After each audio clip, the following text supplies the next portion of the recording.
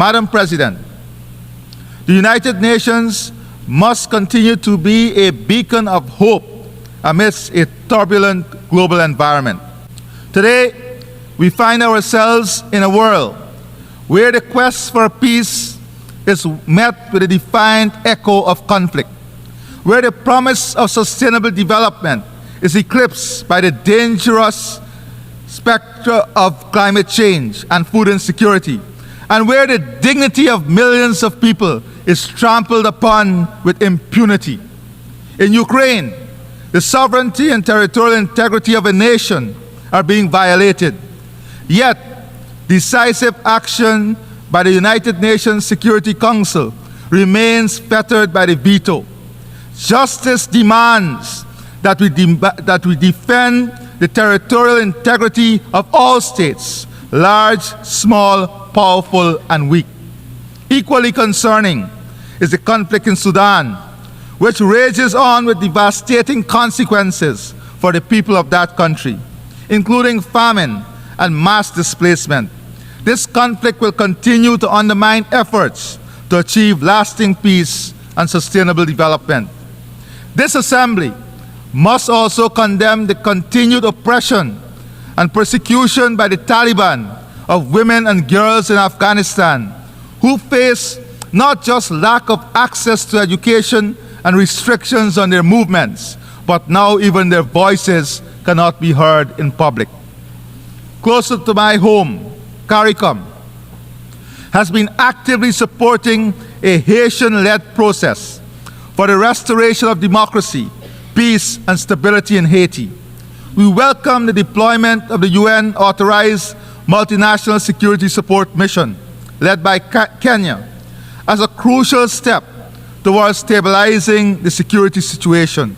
We call on the international community to urgently scale up financing for the MSS and secure its renewed authorization so that the mission can succeed. We must also address the dire humanitarian situation where almost half of Haiti's population suffer from acute hunger, mass displacement, and women and girls are enduring brutal violence, including sexual violence. Guyana is leading CARICOM's effort in mobilizing humanitarian effort and support for Haiti. Excellencies, I'll be reaching out to you for your support. We must stay the course with our Haitian brothers and sisters in their quest for durable peace and sustainable development. The people of Haiti deserve nothing less. Madam President, peace, stability, and safety are no more imperiled than in Gaza. Guyana reiterates its strong condemnation of the October 7 attacks by Hamas on Israel. However, the collective punishment of an entire population, including the indiscriminate slaughter of civilians, most of whom are women and children, has long gone beyond the realm of self-defense. As the world watches on helplessly, Israel continues to flout its international obligations, including the orders of the ICJ and successive Security Council resolutions.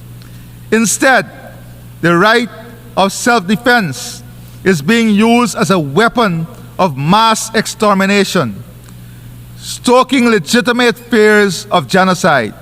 No state, large or small, should feel comfortable and safe when such atrocities are allowed to continue with impunity.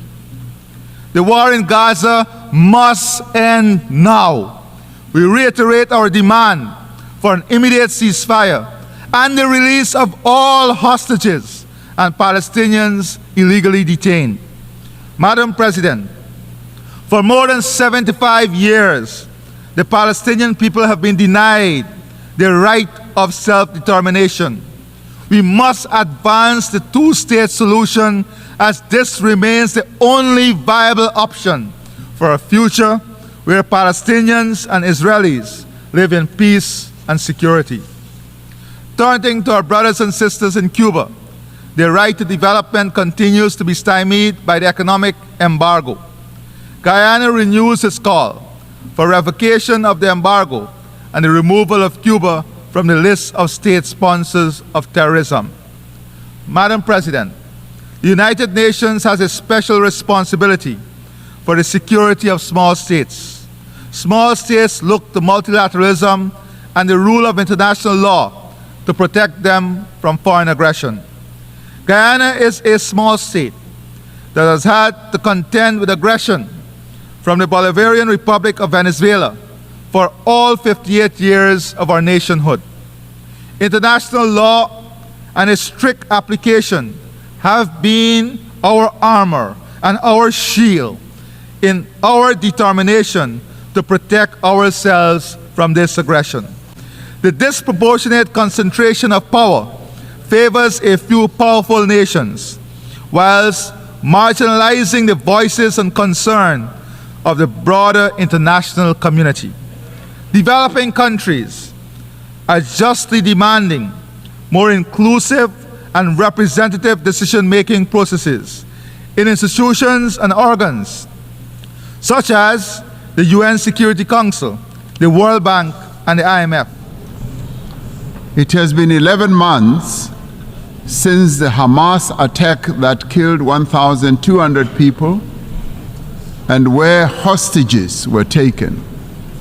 As South Africa, we have condemned this attack.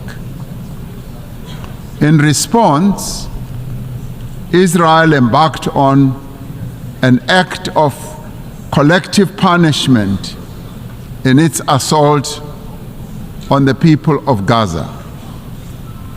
The torment of the people of Gaza continues unabated. More than 41,000 Palestinians have been killed. Homes, hospitals, churches, mosques, and schools lie destroyed. Famine and disease stalk the streets of Gaza. This cannot but shock our collective humanity.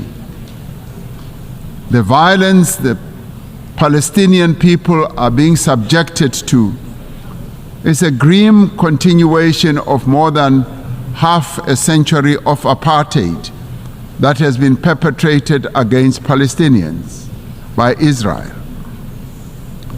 We South Africans know what apartheid looks like. We lived through apartheid. We suffered and died under apartheid. We will not remain silent and watch as apartheid is perpetrated against others.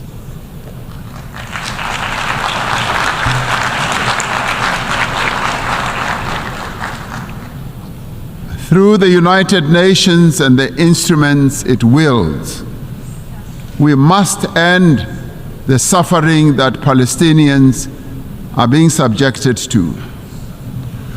We are called upon to uphold the principles of the UN Charter and to uphold consistently and in their entirety the fundamental tenets of international law.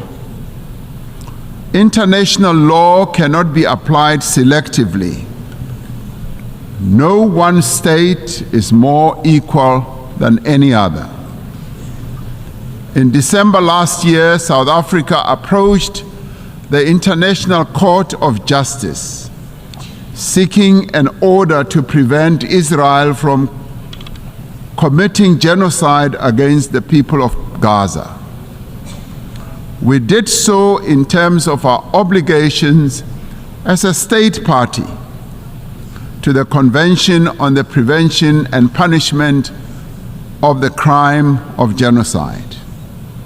As South Africa, we welcome the support that a number of countries have given to the case that we have launched at the ICJ.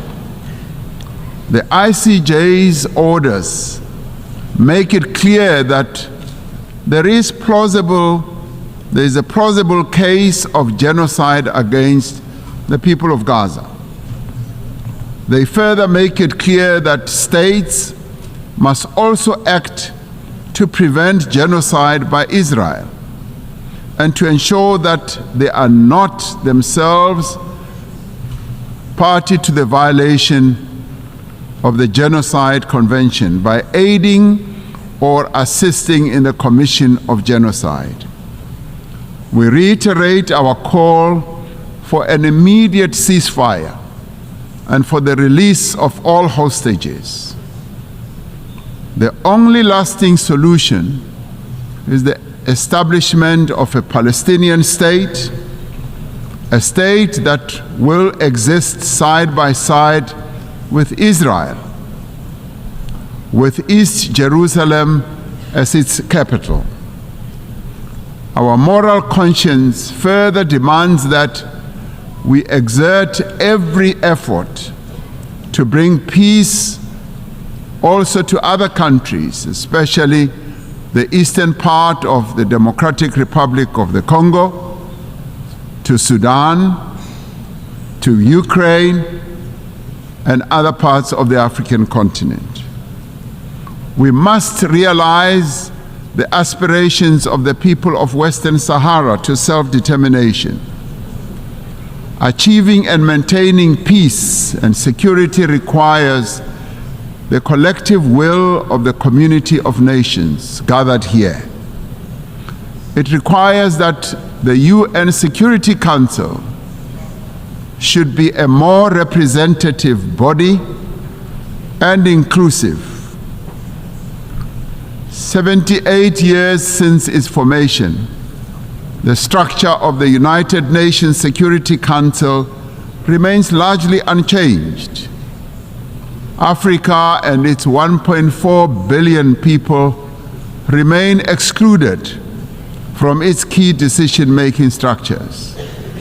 This cannot continue. The Security Council has not fulfilled its mandate to maintain international peace and security.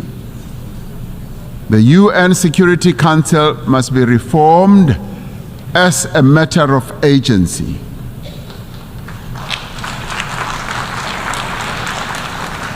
We would like to see the Security Council being more inclusive so that the voices of all nations can be heard and be considered.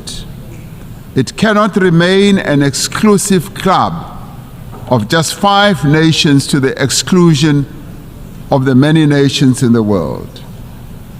Africa stands ready to play its role in building a safer global order by participating in the work of the UN Security Council on the basis of respect and acceptance. The African Union and its member states are engaged in mediation, in dialogue and diplomacy across our continent to create conditions under which peace and development can take hold. There must be greater collaboration between the United Nations and the African Union towards resolving a number of conflicts and also in addressing the root causes of conflicts that continue to rage. Well, there you have it, folks. Thank you very much for choosing us again. Joel Mugisha here. And you heard there the president of Guyana and the president of South Africa. The president of Guyana was calling for Haiti to be actually stabilized, because you guys know how Haiti has been going through a lot of, instabilities and gang-related violences. He has also called for Cuba to be all sanctions that have been held against Cuba for years to be withheld, and this has shocked the world and has shocked the United Nations Assembly. He has also called for peace relations and also the settlement of the dispute between Guyana and Venezuela, because they have some border issues, some border disputes that also have actually resurfaced since when Guyana discovered a lot of oil in their territory. the president of South Africa there, Cyril Ramaphosa, actually saying that there need to be peace. Actually, he has called the UN Security Council to be unfit. It's not functioning. South Africa went ahead actually to even take Israel to court in the ICJ, and they gathered up a lot of, a couple of good lawyers, and they took Israel to court. And he's calling for many countries to join South Africa and stop Israel from committing atrocity against the people of Palestine in Gaza. What do you think about these two presidents and their powerful speeches at the UN Security National Assembly? And let me know in the comment section what you think about it. Remember to subscribe, like the video, share, drop a comment, and as always guys, see you on the next episode.